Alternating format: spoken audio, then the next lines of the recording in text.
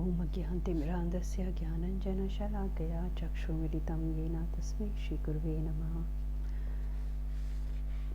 आज हम लोग एक क्वेश्चन दे रहे हैं जो ये बताता है कि क्या अंतर है किसमें। एक तो सीवियर टाइप ऑफ ऑस्टेरिटी जो कुछ लोग तपस्या करते हैं, यहाँ पे हम लोगों ने उसी रेफरेंस में हिरण्यकश्यप को लिया है कि क्या हिरण्यकश्यप ने जो है 100 ईयर्स जो है तपस्या किया था, बहुत ही घोर तपस्या की थी। और वो 100 साल जो थे वो हेवनली यानी स्वर्ग के जो 100 ईयर्स होते हैं उसके बराबर थे। यानी कि जो एक दिन होता है स्वर्ग का यानी हेवन का, वो हमारे अर्थ पे जो है 6 मंथ के बराबर होता है। तो हिरण्यकश्यप ने 100 ईयर्स हेवनली ईयर्स जो है तप किया था, बहुत घोर तप किया था ब्रह्मा जी को प्रसन्न करने के लिए। लेकिन उसके बाद भी वह जो है मतलब वैसे राक्षस और दैत्य की श्रेणी में वो क्यों आता है। तो यहाँ हम लोग क्वेश्चन एक ले रहे हैं कि हिरण्यकश्यप ने जिसने बहुत ही ज़्यादा लंबे समय तक 100 ईयर्स 70 ईयर्स तक तपस्या किया था, उसकी तपस्या में और जो प्रहलाद महाराज सिंपल जो उन्होंने भगवान की एक भक्ति में सेवा की थी, उसमें क्या डिफरेंस है, अंतर क्या है। तो इसका आंसर जो है हम लोग श्रीमद् भागवतम के 7th कैंटो के 3rd चैप्टर में टेक्स्ट नंबर 15 to 16 से लेते हैं। इसमें बताते हैं कि हिरण्यकश्यप ने जो है बहुत ही लंबे समय तक जो है उन्होंने तपस्या किया था, लेकिन उसके बाद भी उनको दैत्य या राक्षस कहा जाता है।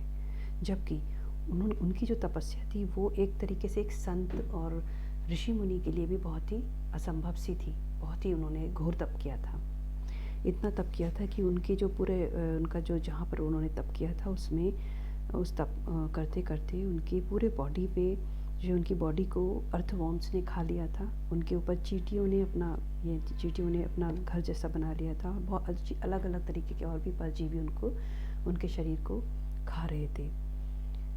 मतलब ऑलमोस्ट उनका शरीर जो है दिख नहीं रहा था कोई भी, और हम अर्थ स्पेस से उनको अगर देखें तो समझेंगे कि वो डेड हो गए, अर्थ नहीं बचे। लेकिन ब्रह्मा जी ने उनको पहचान लिया कि इनके ये जो हिरण्यकश्यप है अभी इसमें मटेरियल एलिमेंट्स जो है प्रेजेंट हैं, तो उनके पास वो पहुँचते हैं। तो यहाँ पे बता रहे हैं कि क्यों ऐसा कि हिरण्यकश्यप ने जबकि बहुत लंबे समय तक एक बहुत ही घोर तप किया, उसके बाद भी वह राक्षस और दैत्यों की श्रेणी में आता है। जबकि प्रहलाद महाराज ने बहुत ही सिंपल जो है भक्ति में सेवा भगवान की थोड़ी सी परफॉर्म की, तो उन्हें भगवान के महान भक्तों में क्यों आते हैं। तो उसके लिए बताया है कि क्योंकि जो राक्षस यानी कि हिरण्यकश्यप का जो तप था उसने वो किसके लिए था, वो अपने स्वयं के सेंस ग्रेटिफिकेशन के लिए था, यानी कि अपनी ही इच्छा की पूर्ति के लिए था। जबकि प्रहलाद महाराज जो कि केवल 5 ईयर्स ओल्ड थे, उन्होंने जो भगवान की भक्ति में सेवा की, और जैसा कि उन्होंने उनके गुरु ने यानी कि उनके स्पिरिचुअल मास्टर ने उनको इंस्ट्रक्ट किया उसके अकॉर्डिंग, तो इसीलिए वह जो है भगवान के बहुत ही प्रिय बन गए। जबकि हिरण्यकश्यप जिसने बहुत घोर तप किया था उसके बाद भी वह भगवान के हाथों मारा गया। तो यहाँ बता रहे हैं कि ये डिफरेंस है किसमें, भक्ति में सेवा में। और दूसरे जो तरीके हैं जिनका तप करते हैं लोग, बहुत सारा व्रत करते हैं, तप करते हैं, बहुत सारा परिक्रमा करते हैं, बहुत सारे देवी देवताओं की अलग अलग स्त्रोत पढ़ते हैं। क्या करते हैं, क्योंकि वो सोचते हैं इससे हमें कुछ प्राप्त होगा। इससे कुछ प्राप्त होगा का मतलब क्या है कि वह अपनी इच्छा की पूर्ति के लिए वह लगे रहते हैं। तो यहाँ बता रहे हैं कि जो भी मनुष्य यानी कि जो भी जीव अपनी इच्छा के लिए यानी कि अपनी सेंस ग्रेटिफिकेशन के लिए जो भी तप करता है, तो उस तप से भी समस्त विश्व का कल्याण नहीं होता। सारा संसार एक तरीके से उससे थोड़ा सा भयभीत रहता है, क्योंकि वो दूसरे के लिए ज़रूरी नहीं है वह दूसरे जीवों के लिए हितकारी हो। जैसे कि हिरण्यकश्यप, उसने इतना घोर तप किया था कि पूरे विश्व का जो हीट सिस्टम है वो उसको ट्रैप कर लिया था। तो सभी जीव जो है, जीव जंतु वेजिटेशन सब परेशान हो रहे थे, जिसके कारण सभी देवी देवता ब्रह्मा जी के पास पहुँचे कि इसका कुछ सोल्यूशन निकालिए। तब ब्रह्मा जी जो है हिरण्यकश्यप के पास जाते हैं। तो यहाँ बताते हैं कि लेकिन जब कोई बहुत ज़्यादा घोर तप करता है अपने स्वयं के एंजॉय के लिए, तो वह पूरे संसार के लिए एक तरीके से भयकारी यानी कि खतरनाक सिचुएशन क्रिएट कर सकता है। लेकिन जबकि एक भक्त जो कि थोड़ा सा भी भगवान की भक्ति में सेवा करता है, तो वह एक तरीके से वह सबके लिए ही उसका सब मित्रवत होता है, क्योंकि वह सम जो भी उसके अप्रोच में या आसपास होगा या उसके कनेक्शन में होगा तो उससे उसके लिए उसका हित ही होगा, क्योंकि भगवान भी समस्त जीवों के वेल विशर है, इन हित का हित चिंतक, सुहृदम सर्वभूतानाम, यानी समस्त भूतों के भगवान कौन है, वेल विशर हैं।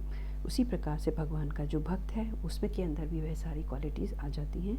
वह दूसरों के अच्छे के लिए जो भी भगवान की सेवा करता है, जो भी डिवोशनल सर्विस परफॉर्म करता है, उसमें हमेशा दूसरों का, जीवों का हित होता है। दस दो Hiranyakashyap perform such a severe austerity, यानी कि जबकि हिरण्यकश्यप ने बहुत ज़्यादा घोर तप किया था, उसके बाद भी वह एक तरह से राक्षस और दैत्य ही रहा। जबकि प्रहलाद महाराज, जो कि उसी कुल में, सेम फादर से, हिरण्यकश्यप के पुत्र थे प्रहलाद महाराज, वहीं उसी कुल में जन्म लेने के बाद भी वह बहुत ही महान भक्त बने और उन्हें भगवान ने उनकी रक्षा भी की। तो इसमें बताया जा रहा है कि जो भगवान की भक्ति में सेवा है वो है सर्वोपाधि विनिर्मुक्तम, यानी उसमें उसके लिए कोई भी डेजिग्नेशन का आवश्यकता नहीं है, या उसके डेजिग्नेशन जो होते हैं सारे एक तरफ हो जाते हैं जब कोई भक्ति में लगता है।